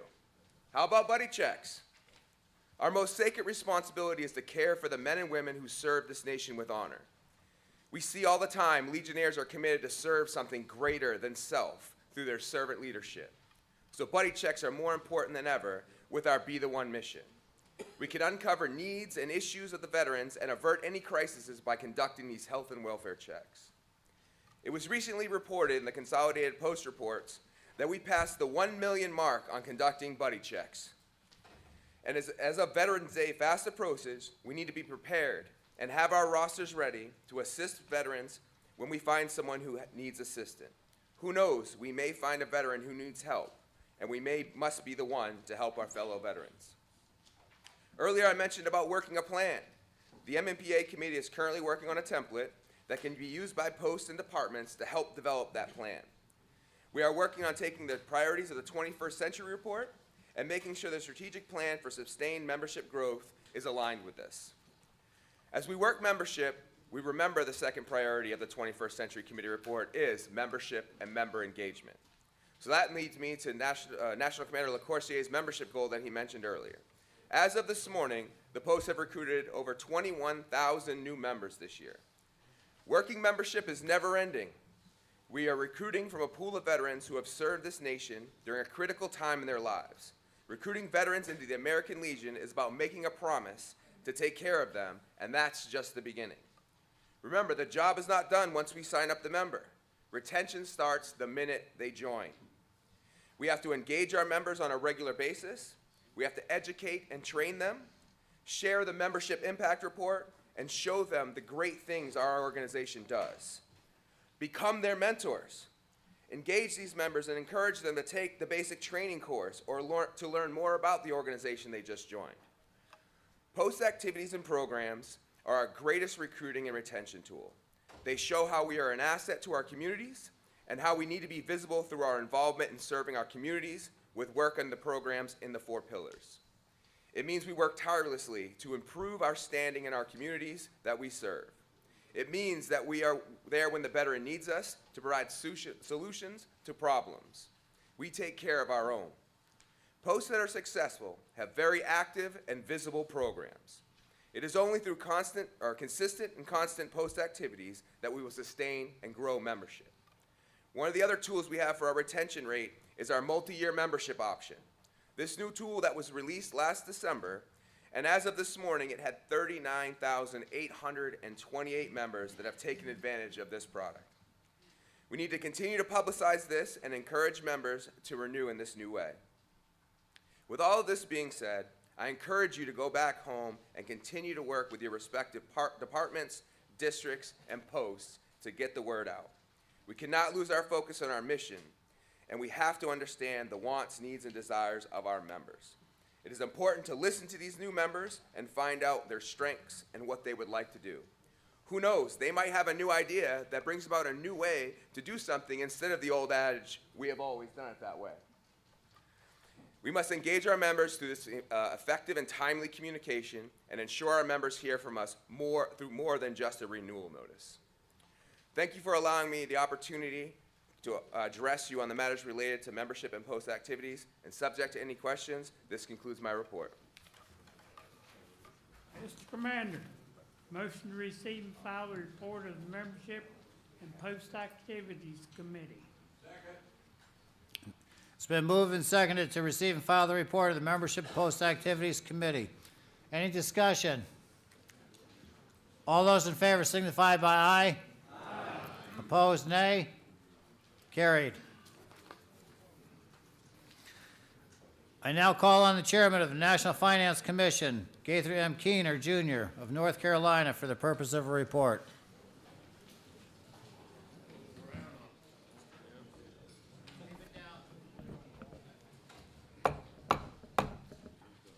Thank you, Commander. Yeah, they've taken me out of order. You have my written report. I will give you some highlights, and hopefully you can hear me. Can you hear me? I can't tell. The Finance Commission met Monday and Tuesday, October 7th and 8th. Your chairman has been here since last Monday. He's been here almost 10 days, and the wife doesn't know who he is anymore. You have a separate document attached to this report that shows the amount of money paid to on behalf of each department.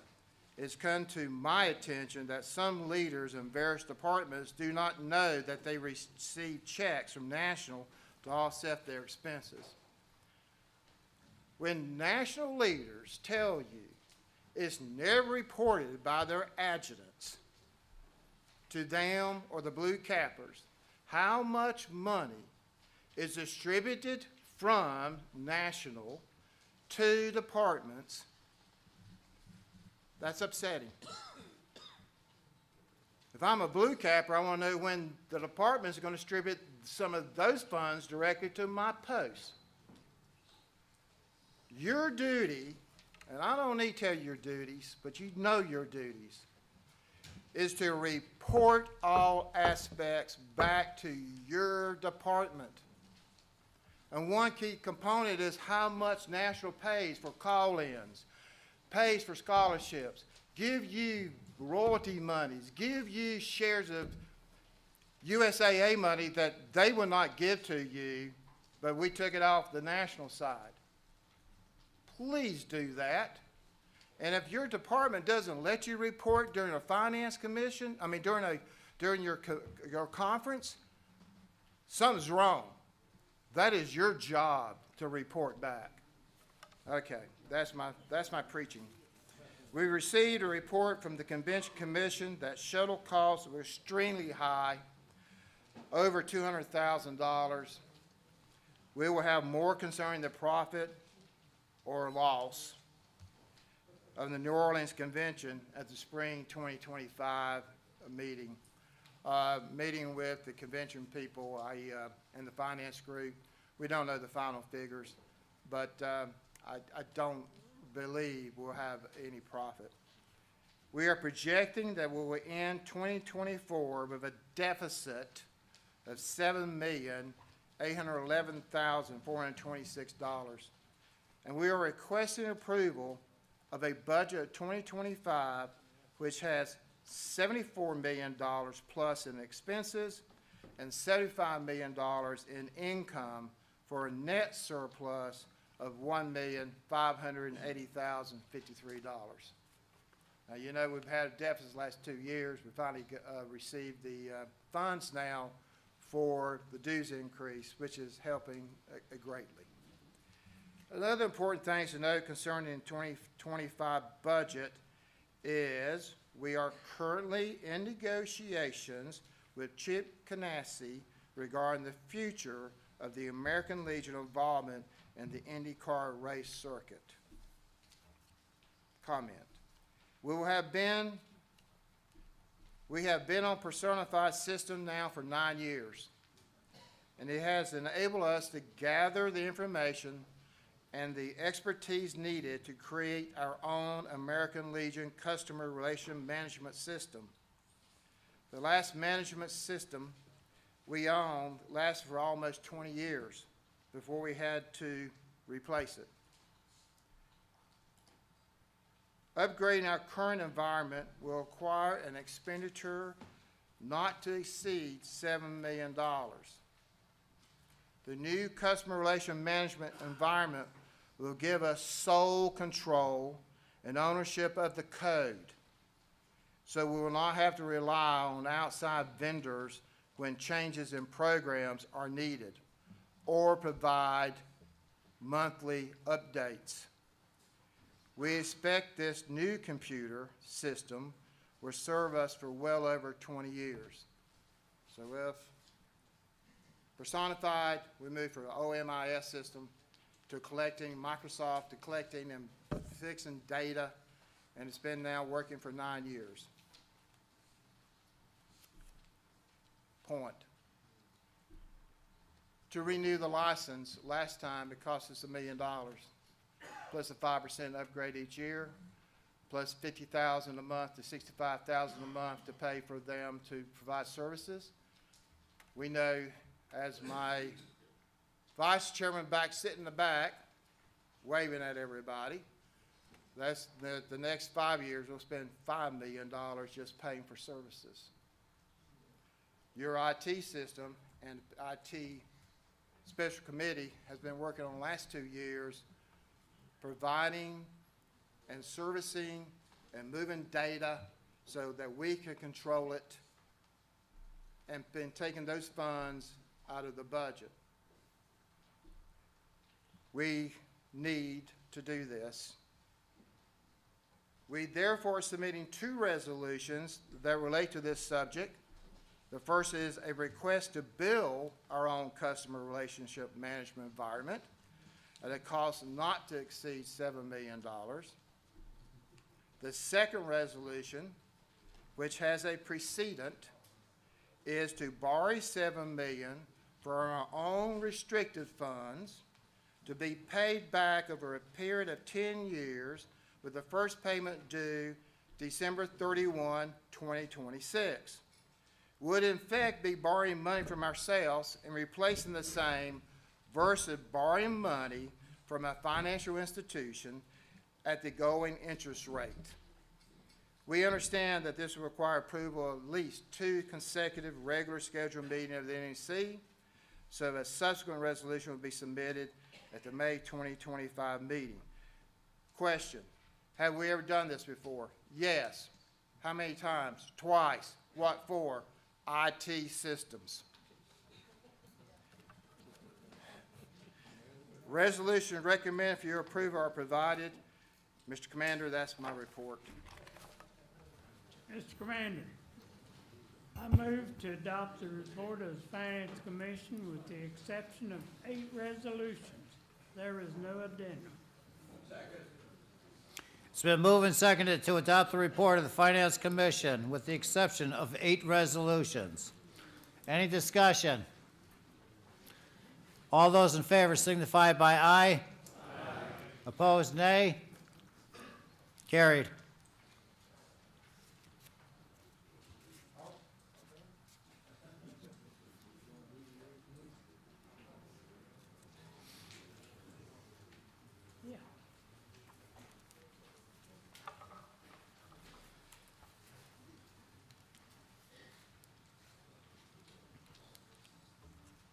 Resolution 18, title, use of the bequest of Hattie K. Tedrow, deceased. Origin, Finance Commission.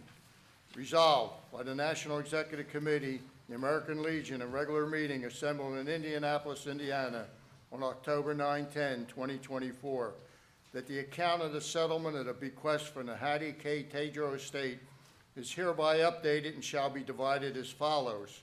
1, an amount equal to 2% of the principal balance shall be deducted from accrued interest as of January 1 of each year as an administrative fee to cover the expense of the segregated fund. 2, 2% of the remaining balance of the income shall be reinvested as principal for continued growth of the segregated fund. 3, of the amount available for award, the Board of Trustees consisting of the Chairman of the Finance Commission or his designee, the Vice Chairman of the Finance Commission, the National Adjutant, the National Treasurer, the Corporate Financial Controller, and the Director of Americanism and Children and Youth shall determine financial award and memorial to Hattie K. Tadro based on the following criteria as prioritized until funds are expended. A, scholarship awarded to qualified high school seniors for continuing education for residents of the state of North Dakota to be divided equally based on determined need and other awarding criteria as may be established by the Board of Trustees.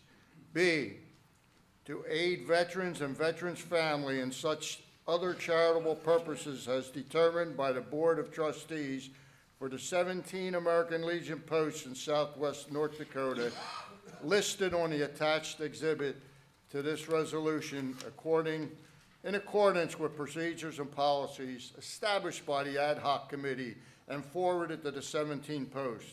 And be it further resolved that no money shall be expended by the Board of Trustees until each application satisfies all the requirements for information and documentation required by the board, which shall meet prior to the spring and fall Finance Commission meetings, or at other such meetings as called by the chair of the Finance Commission.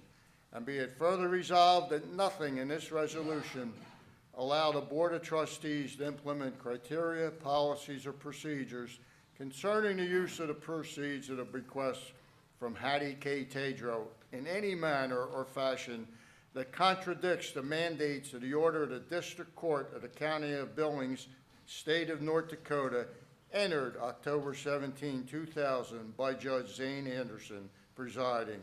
And be it further resolved that the Board of Trustees may conduct business by mail, telephone, telegraph, email, video conference, or by other such means available, provided that in the case of the meetings by other means, a record of the decisions, if any, shall be made by the chair of the Finance Commission and delivered to the next meeting. And be it further resolved that each and every expenditure shall be identified as a memorial to Hattie K. Tadro. And be it finally resolved that resolution number 40, use of the bequest of Hattie K. Tadro deceased, approved by the National Executive Committee in May 2001, is hereby superseded and rescinded. This resolution has the approval of Finance Commission Chairman, your Subcommittee on Resolutions by recommendation. Commander, I move for its adoption. Second. We have a motion and a second on the floor to approve Resolution 18. Any discussion? All those in favor signify by aye. Opposed, nay. Carried. Resolution number 16, titled the American Legion National Enforcement Officer of the Year, Origin National Security Commission. Resolved by the National Executive Committee on the American Legion and regularly assembled in Indianapolis, Indiana on October 9/10, 2024, that the American Legion annually recognizes during the National Convention the American Legion National Law Enforcement of the Year with an appropriate award, and be it further resolved that the American Legion will provide round-trip coach airfare or vehicle mileage in accordance with its employee mileage reimbursement rates, staff per diem for 3 days, 2 tickets to the National Commander's Banquet, and lodging for 2 nights in accordance with travel policies of the American Legion for individuals recipient, or a single representative of any group or organization to receive the award at the National Convention. And be it further resolved that the American Legion will not provide for any incidental expenses or any expenses incurred by guests accompanying the award recipient. And being it further resolved that funds expended for the purchase of an engraved 11 3/4 by 14 3/4 inch shadow box plaque be set at an amount not to exceed $350 annually, adjusted as needed for inflation. And being it further resolved that the 4 regional runners-up will each receive an engraved shadow box plaque measuring 10 by 12 inches, not exceeding the cost of $250 each, adjusted for inflation. And be it further resolved that the Law and Order Committee of the National Security Commission will continue to be fully authorized to develop appropriate eligibility criteria, application procedures, deadlines, selection guidelines for the department submissions, and it be it finally resolved that the National Executive Committee Resolution Number 5, October 12, 2011, titled the American Legion National Enforcement Officer of the Year is hereby superseded and rescinded. Commander, this resolution has the approval of the National Security Commission, the Internal Affairs Commission, the Finance Commission, your Subcommittee on Resolution, and I recommend its approval. Second. We have a motion second on the floor to accept Resolution 16 as read. Any discussion? All those in favor signify by aye. Aye. Opposed, nay. Carried. Resolution number 17, titled the American Legion National Fighter of the Year, Origin, National Security Commission. Resolved by the National Executive Committee of the American Legion in regular meeting assembled in Indianapolis, Indiana on October 9-10, 2024, that the American Legion annually recognizes during the National Convention the American Legion National Fighter of the Year with an appropriate award, and be it further resolved that the American Legion will provide 1 round-trip coach airfare or vehicle mileage in accordance with an employee mileage reimbursement rates, staff per diem for 3 days, 2 tickets to the National Commanders Banquet, and lodging for 2 nights in accordance with travel policies of the American Legion for an individual recipient or a single representative of a group or organization to receive the award at the National Convention, and be it finally resolved that, and further resolved that the American Legion will not provide for incidental expenses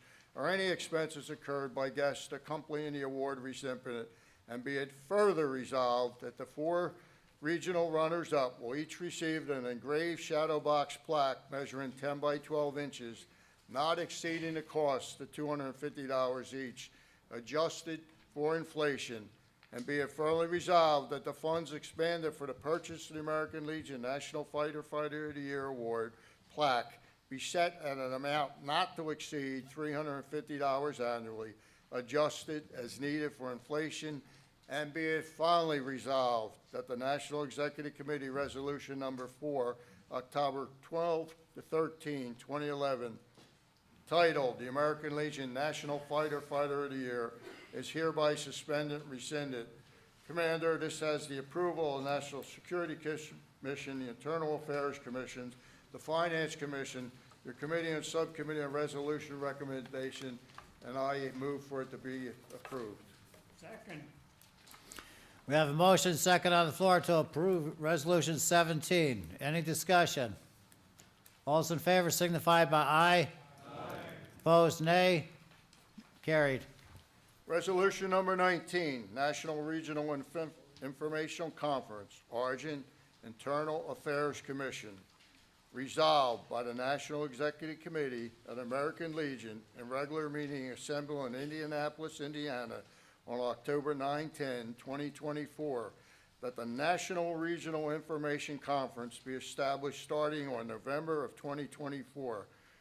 And be it further resolved that starting in 2025, there will be a minimum of 2 conferences held each year at such time as the National Executive Committee designates, And be it further resolved that the initial budget to support this effort will not exceed $15,000 unless an additional amount is approved by the Finance Commission and reported to the National Executive Committee.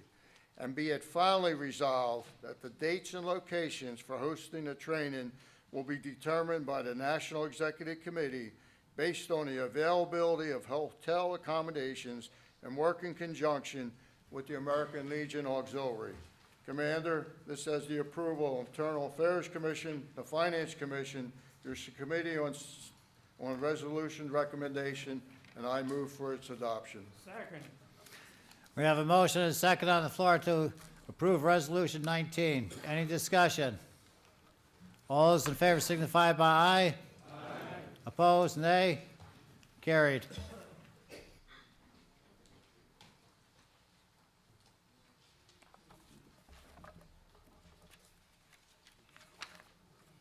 Resolution 20, title, Statement of Policy and Procedures for the Operation Comfort Warriors Program, Origin, Internal Affairs Commission. Resolved that the attached Operation Comfort Warriors OCW Manual of Operations, Attachment 1, is hereby adopted, and be it further resolved that the American Legion Charities Board of Directors is hereby empowered to make such changes as it deems necessary to the operations and procedures followed by OCW, provided that such changes shall be reported by the Finance Commission to the National Executive Committee in a timely manner.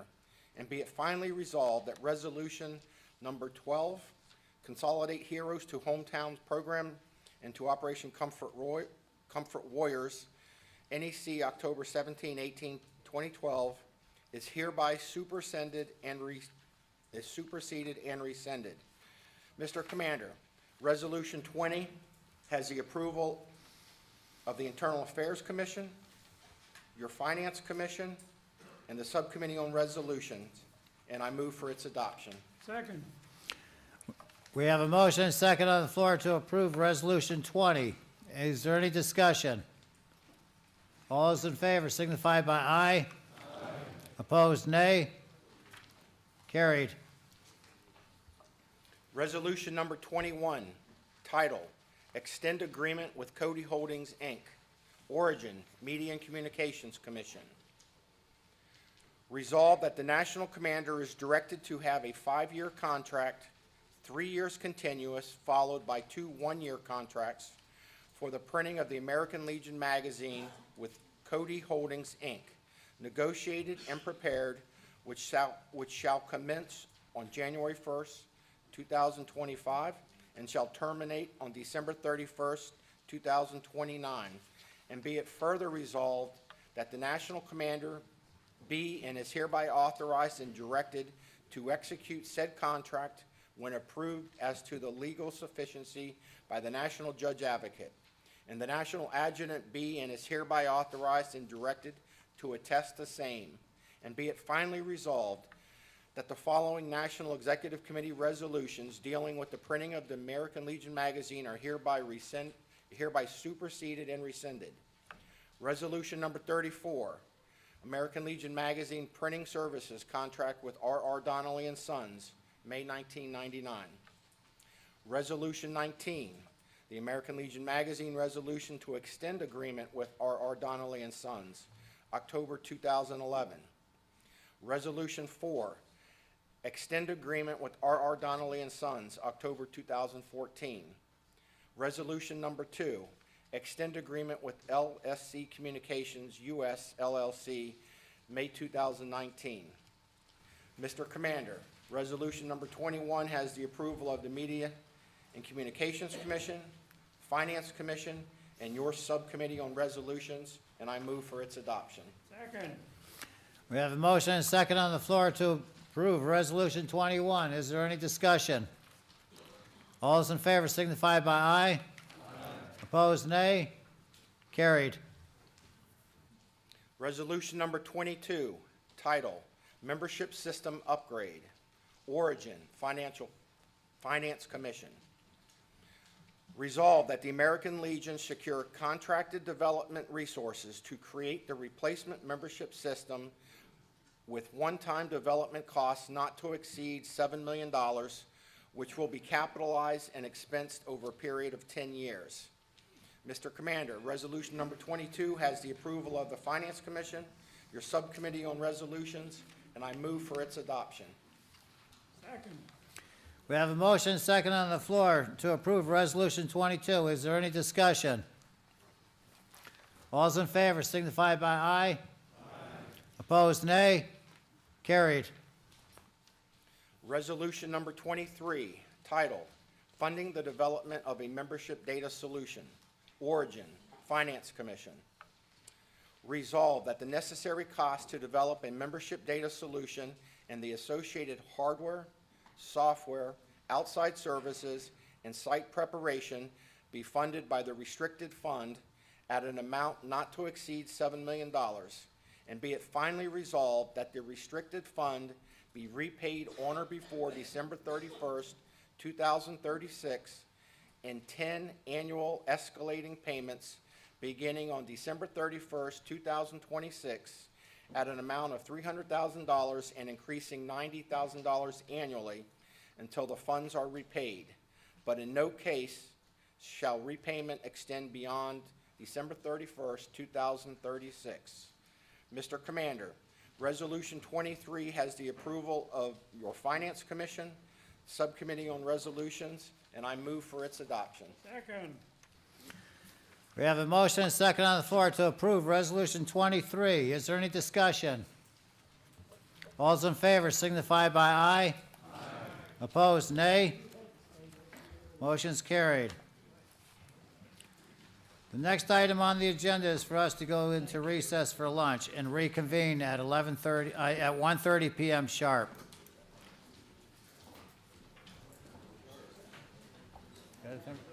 Mr. Ashton, do you have anything?